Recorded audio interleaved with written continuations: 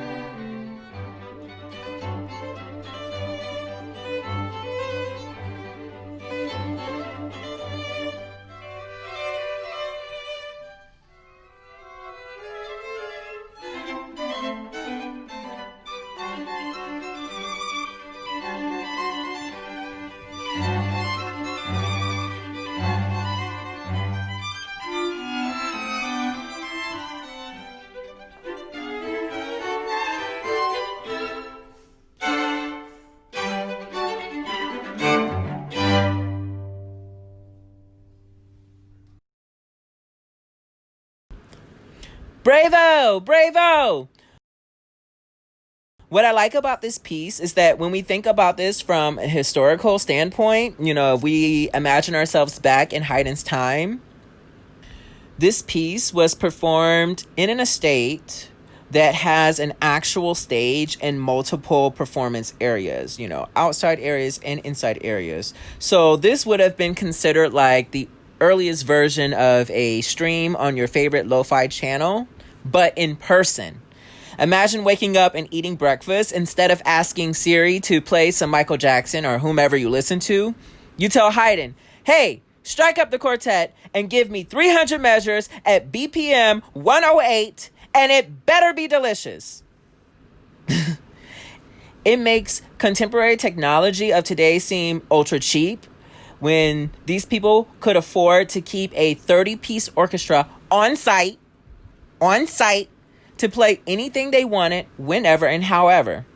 Now, I would take that over a Rolex, red bottom shoes, fancy cars, all of that. I would definitely love to have a 30-piece orchestra on site. Be like, hey, strike this up. You could have them play whatever you want, whatever speed you want it. Say, no, I don't like that key. Put that in B flat today, okay? I'm feeling very B flat today. While this may not get you cooking in the kitchen, I assure you, we can make this very trappy. I have to say, I could trap to this without any spices, but let's go ahead and spice it up. I'm going to start with 17 measures, from measures 56 through 73. At another time, we will review the entire piece, but let's go ahead and take a listen to just the sample at this time. You may notice that I included harmonic dictation and chords along with this sample. That is for you to play along with in your own time at your leisure, or if you would like to create your own beat, please feel free to freeze frame and copy the progression for yourself. Lettuce and tomato, take a listen.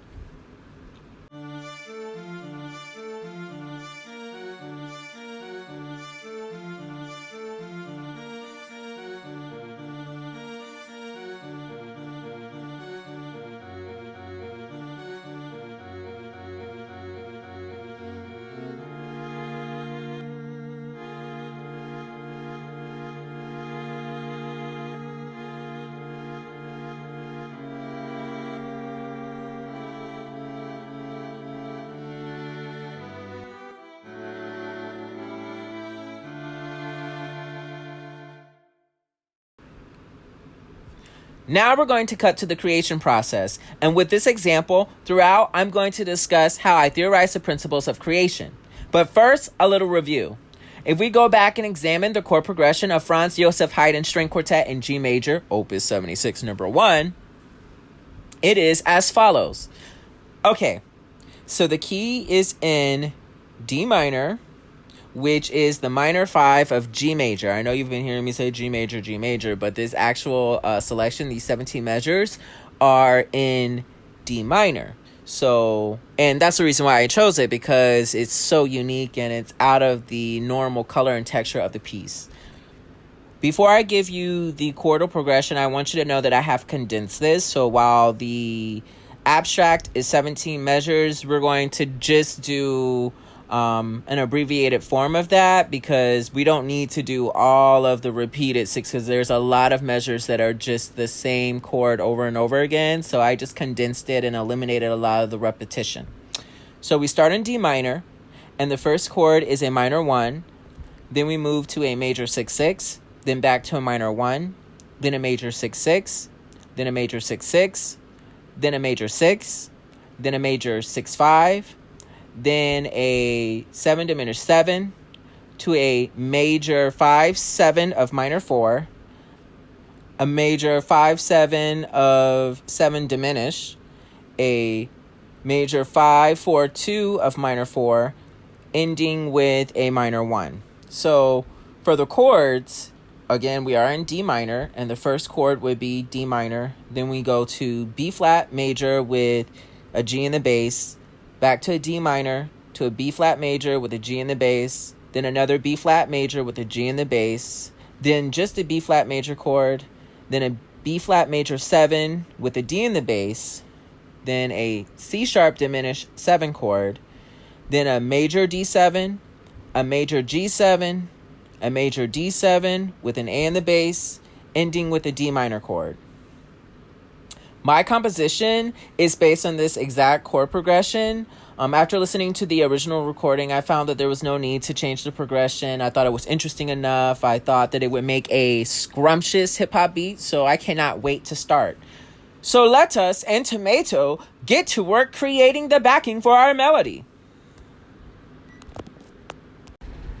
Okay, so for the beginning of this recording, I actually just laid out the first verse, then I went back and did the chorus, and then I did the introduction. So you'll hear me do that. I started with just a synthesizer as always. I start with a synthesizer sound, just because in GarageBand it's kind of limited in terms of tones and timbres that it offers.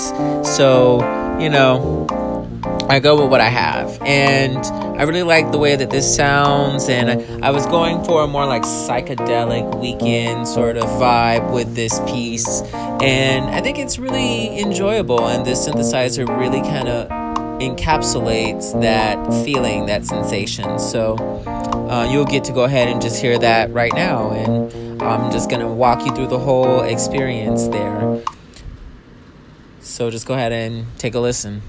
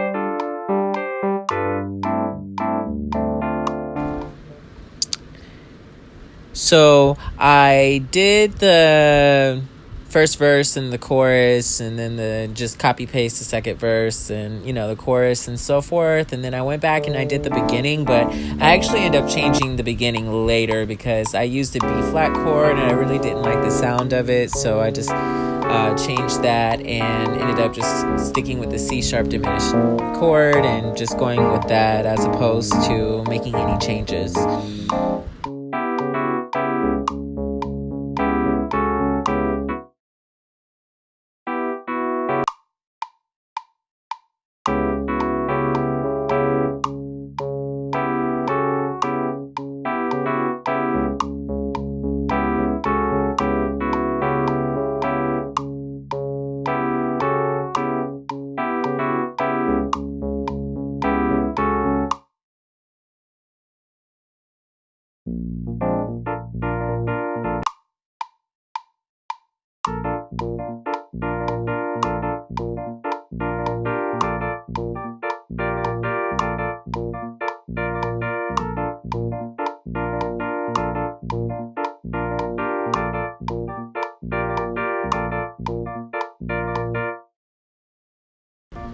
Okay, in this next section, I just added the guitar component, and because I didn't really do a whole lot of variation with the guitar part, I pretty much just followed exactly what I did with the synthesizer, so I really edited this portion down because there's not much to see. I used autoplays and just used, a guitar sound, so it's pretty simple.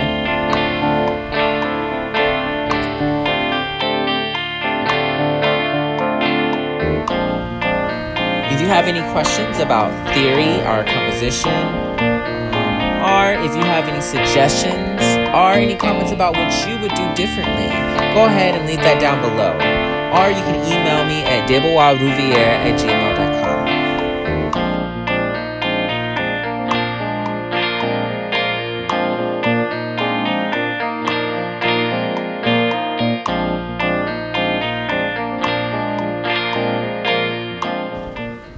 So this next section, I just did 2 different types of 808 beat machine beats that were pre-made, and I did one for the introduction and the chorus, and then I did one for the verse. So I just played in this example just the 2 components just a little bit for you so you can get an idea of what it sounds like along with the music, but I didn't want to have to play the whole thing for you, so you can just hear a little bit of that.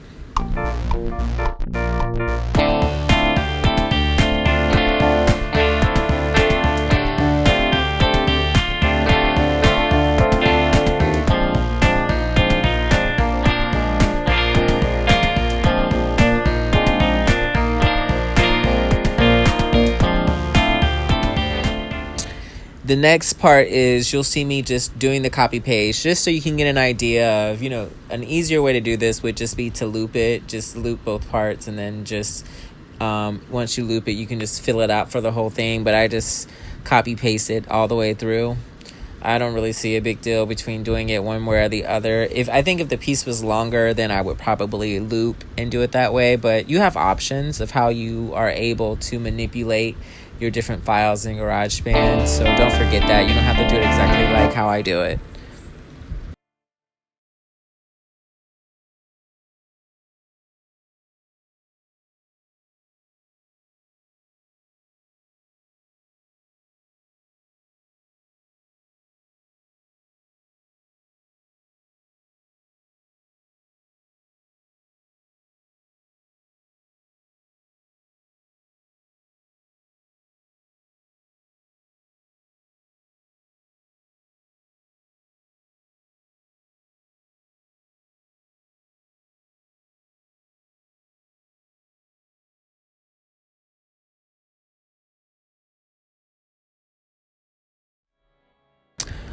Okay, so for the next component, I use the synthesizer again for the bass, so you get to hear me add the bass line to the composition, and again, just using the same outline. There's really nothing. I use autoplay, so it's all, all encompassing. It's That's why I really edited this component down in the video, because there's really not much to see. It's just me following along with the chord progressions that you've already seen prior in the video.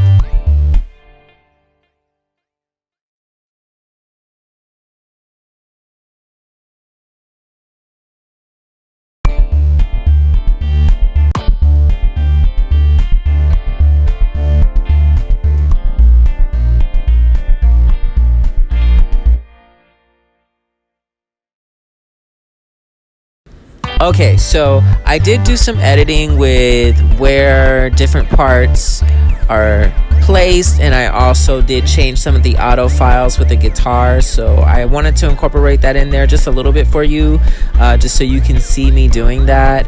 And I did also edit the first synthesizer sounds as well, so you'll see me going back and doing some edits here.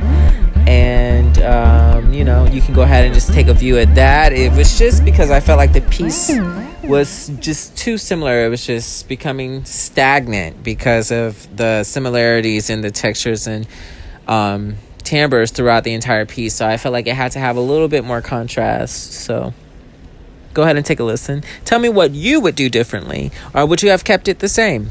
Go ahead and leave me a comment below.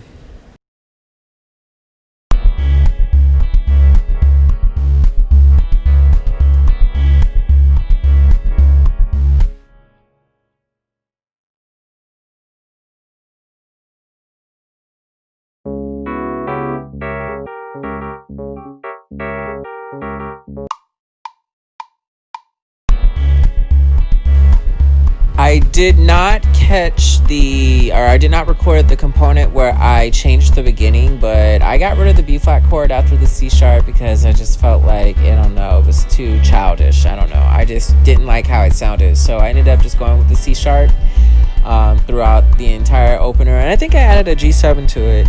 And I also added some additional synthesizer sounds recording, but it was just for little small sections leading into the first and second verse. So it's just a little bit of synthesizer sound. You'll hear that when you hear the entire piece being played out. So those were the only things. I felt like the piece needed a little bit more texture going into the first verse, and then to have that sort of mimicry throughout, so being consistent and putting it right before the second verse as well, it felt necessary. So again, go ahead and just continue listening.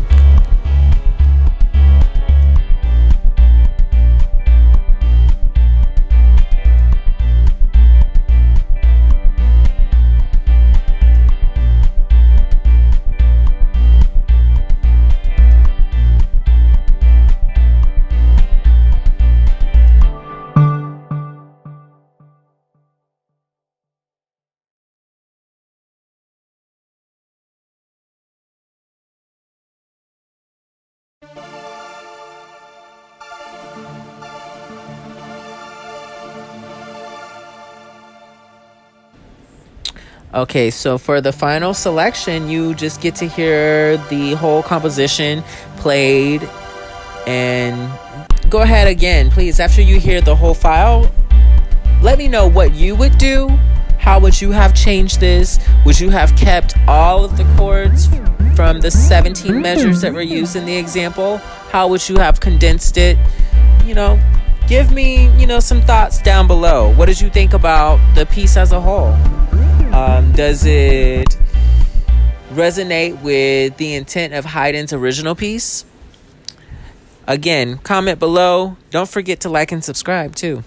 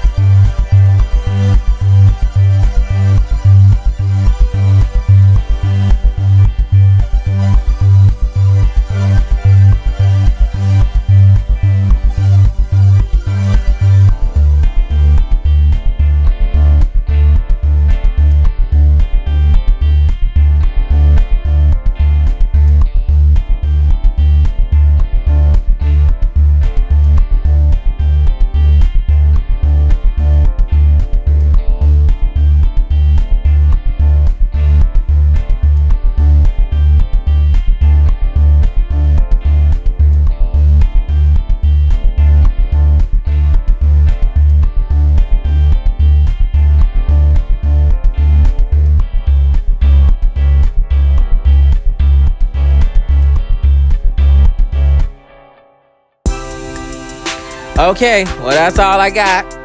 I hope you enjoyed it. Thank you for tuning in. Please do not forget to like and subscribe to the channel. And thank you very much and have a wonderful day.